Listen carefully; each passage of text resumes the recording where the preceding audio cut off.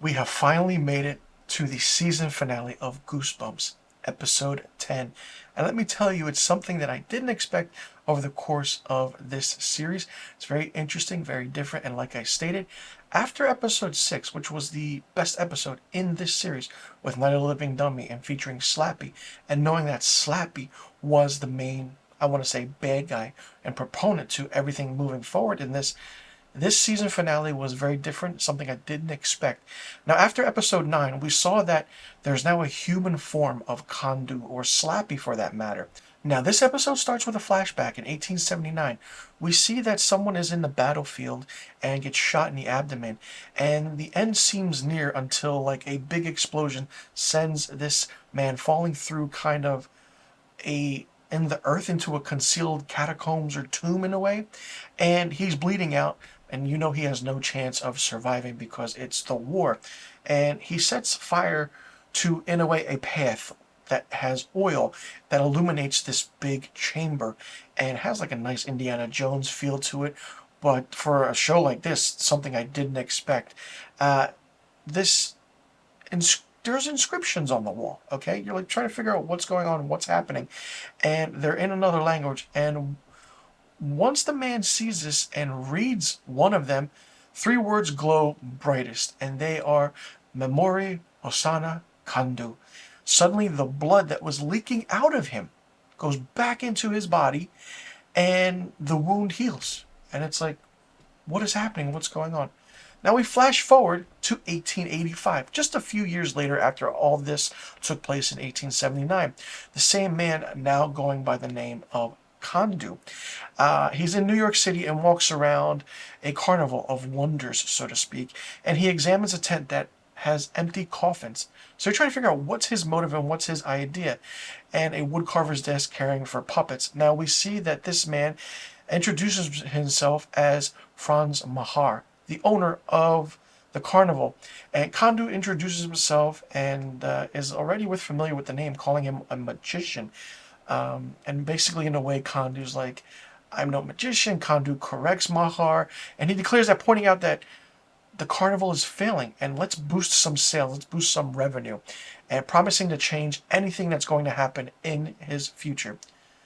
We then fast forward a year later. Now, within the first half hour, we fast forward from 1879 to 1885, and now 1886. So we're really moving ahead with this episode. The carnival is a big, big, huge success to Marhar's delight, and he's almost completed his assignment for Kandu, a wooden circular tower. What is this tower for? We have no idea what it's for. But one night, Mahar goes to Kandu and witnesses Kandu doing something that he'd think he'd never see. He's casting a spell on another human being and transforming the man into a dummy, or a puppet, so to speak. The eyes open, and he realizes that all the people in his kind of carnival have become the puppets of Kandu. He asks Kandu why he did this, and for the ritual, basically Kandu replies like, you are a maker of what I need, and now you become the puppet master. So it's like, okay, for the kids today who've never seen the movie, The Puppet Master has some kind of backstory to that as well. It's a horror movie from the 90s that, if you watch it, great, do it. If not, don't worry about it. Then Franz realizes that he regrets helping Kandu. So, but, he doesn't worry about it. So he finishes the puppet that he's been working on to offer Kandu. And on the night of the ritual, he presents this to Kandu in a storage chest. Now, basically, we see that it's Slappy, the dummy. Well, hello, Slappy. Welcome back once again. But as Kandu has his back turned, you see that Mahar reads a page he tore from Kandu's notebook. Kind of in a way, before Kandu realizes what happened, Kandu stabs Mahar, but he finishes the spell. The soul of Kandu travels into the dummy, who comes to life with his soul inside. Before his death, Mahar closes the closet, the chest, and traps the dummy inside. It's a phenomenal opening, sequence of events, knowing the history of what happened Didn't expect it to go like this at all, which is very, very different. Now, over the course of the episode, we see what the teens are going through, their mixed emotions after the events of the previous 9 episodes and the ordeals they went through with Mr. Bratt, their parents, knowing the history, and trying to figure out and trying to beat Kondu and Slappy, and what the main motive is and how everything happens. Love is lost, love is found, friendship gained, friendship lost. You see that and you know what's happening. But all the while, Kondu is still working behind the scenes. You see when every teen is talking to someone, they turn around. That person, that parent, that someone is turned into a dummy. And they harden. And it's just like, how is Kondu doing this? So many centuries later. It's absolutely mind-blowing how it happens with this character. Now, we see as the course of the episode goes, which is not as horror scary based, but more so story driven based. Now, over the course of the episode, we see that the teens are doing everything they can trying to figure out what's happening and why. Mr. Bratt comes along and tells the teens what's happening. They ask him why he wasn't turned into a dummy, and Mr. Bratt basically tells him that I kind of made a deal with Kondu in order to write a great ending for my book. So once again, the story of Slappy and Mr. Bratt are continuing. Kondu enters and speaks, and the teens instantly recognize his voice, the voice of Slappy. So Slappy is in human form, in Kondu form, and it's very confusing at times, but if you manage to pay attention through all this season, then you know what's happening. And basically kind of Slappy in a way is like, oh, it's great to see you guys again, in a little weird grin. So now basically we find out that Kondu's plan is sacrificing 1,000 souls to unleash monsters on the world, which is what he was trying to do in the 1880s, but was stopped by Mahar. Now, when the teens argue that to Kondu that this is wrong, Kondu tells them that their deaths won't matter since the ending will be wars between everyone and every single thing and your common enemy. As he leaves the tent, who shows up? Fifi, the demonic dog, Mr. Bratt's dog. Mr. Bratt kind of tries to figure out what's happened. So he grabs his ink pen, and stabs the dog, who burns away like all of Kondu's, broken spells. And it's a nice little effect that happens. And Mr. Bratt's basically like, I didn't know he was going to do this. I need to fix it. You gotta believe me. So Mr. Bratt kind of basically pleads with them and pleads for himself. And he calls himself a coward and a bad writer. And he kind of regrets that he's been an outcast and a failure, just like his family was. Revealing that not only, and this is the big twist, not only is he related to the Biddles and Ephraim Bratt, but his great-grandfather was Franz Mahar, the carnival owner in the beginning who created Slappy the Dummy. What? Like, I didn't... Okay, that's a nice connection. It's very interesting. So, Kondu then tries to figure out what's going on. Mr. Bratt's like, I have an idea. Okay. As the episode progresses, we see that Kondu kind of, has everything come together and is standing there looking at his completed tower. 1,000 humans sacrificed into dummies, standing in place. And, Mahar greets Kondu. Hello, old friend. It's like a reminiscing of friends 250 plus years later. And the teens are behind him and they have his back. They're strong. They know what's going on. And in a way, Margot's holding a book of spells. She's like, oh, okay, what's going on? What's happening? You're like, what's going to happen? Well, the spells and their faces kind of, work. And we see that Mahar tells Kondu, he's like, I'm not here to stop you. I'm here to join you. He tells Kondu that he regrets betraying him, and I'm your humble servant, and we must release all the horrors on the world together.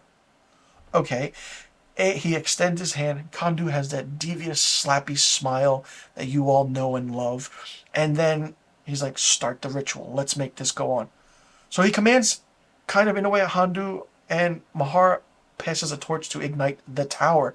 Kondu recites a spell, and the flames instantly ignite the entire tower. All 1,000 souls screaming in terror and in interesting aspects. Now, all the while, that's not what happens. We see that it's actually Mr. Bratt, somehow in Mahar's form. They all stop Kandu from completing his mission in a way, ending in a flashback that is now reminiscent of the beginning. One of the teens says the spell of Kandu backwards, and that wound you saw in the beginning opens up again, and we know that Kandu's starting to die. He goes back to his former self, and then we go back to the setting of the beginning on the battlefield, and the spell is cast and everything goes on, and Kandu is defeated. Like, that's how you end this series and season? Absolutely mind-blowingly brilliant. Connecting everything together and seeing how everything happens. Not only that, while everyone's having a good time and the cheers are happening, Mr. Bratt goes away to, try and recruit, wash his face. As he does so, he stands up and he sees Kandu's face. And that's the ending. The season ends on a cliffhanger, ladies and gentlemen, and fans of Goosebumps. Wow, that was a really, really big episode. Like, it's called Welcome to HorrorLand. The only thing I didn't like about it was that if it's called Welcome to HorrorLand, show the horrors. Base it on the book a little bit. Somehow connect it with what the book is of Welcome to HorrorLand and the horrors and those monsters. And then somehow kind of also throw in this story that you had. Now, thank you for staying tuned with my review. I had some footnotes I had to read because this was a big, big episode that I could not leave certain things out. Minute details I did leave out just so you can watch and enjoy. But listen, it's absolutely mind-blowing how Goosebumps went. This is a fun season. It's a fun show. It's probably the best show for me of 2023. I had a blast with it. I love the character development. I love how everything transpired. I did not expect Slappy to be this much of a villain, and the driving force to everything, and how Mr. Bratt's story, and how Justin Long played. I thought he was only going to be in it for a few cameo appearances, but no, he was in it a substantial amount of time. And not only that, knowing now his backstory, his history, and how everyone else is connected with this town, the teens, the parents, like, mind-blowingly weird and different. Some titles of these episodes are true to some of the original series books by R.L. Stine. Some are not. Like this finale, Welcome to HorrorLand. Not really connected to that aspect of the story of what the original series books are, but I didn't mind it at all. When I'm thinking, I'm like, oh, okay, this can work in a way. I'm thinking before this whole thing premiered, I'm like, each episode is going to be like the original OG series. And it's like, oh, no, it's not. It's a continuous story, episodic series that actually makes sense. Loved Slappy, loved the design, loved the horror feel to it, loved the comedy feel to it. Anything there's scariness, boom, comedy's thrown in. When comedy's in there, horror is thrown in. The aspect of how everything came together was so much fun. I absolutely enjoyed the hell out of this show. I can't praise it enough. And there are so many fans who have commented and watched my review of my episodic, in a way, releases of Goosebumps, especially episode 9, which I really, really do appreciate and love. And I say that because fans like myself love this show. We see it. We try and pinpoint, break it down, what's going on. It's really fun. It was great to see. And I just didn't like the actor who played Kandu. I feel like you could have got someone, in a way, better, but more menacing. But the look was there. It was a nice feel. And when Slappy came on the screen, I was really, really happy.